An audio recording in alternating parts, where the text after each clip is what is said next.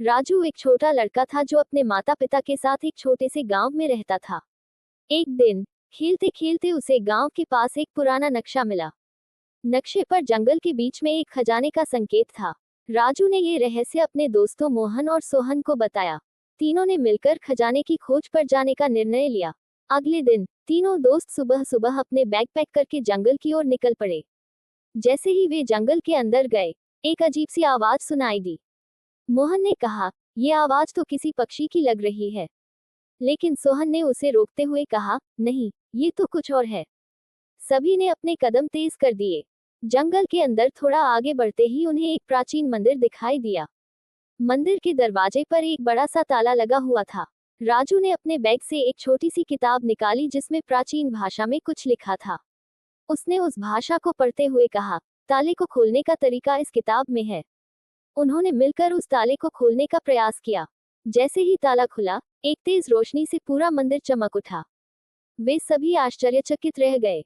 मंदिर के अंदर एक पुरानी पेंटिंग थी जिसमें खजाने का रास्ता दर्शाया गया था।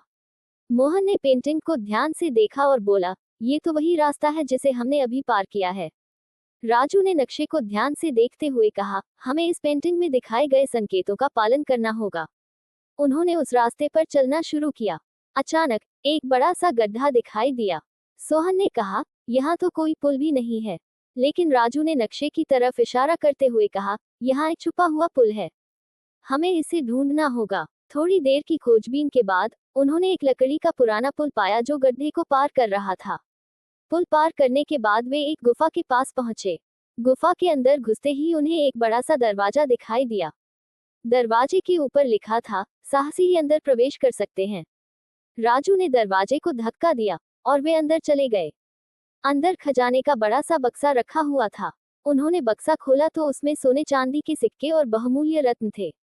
सभी खुश होकर चिल्ला पड़े, हमने खजाना पा लिया। वे खजाना लेकर गांव लौट आए और पूरे गांव में उनकी बहादुरी की चर्चा होने लगी। इस तरह राजू और उसके दोस्तों ने न केवल खजाना पाया बल्कि अपनी साहसिक यात्रा से सभी को प्रेरित भी किया।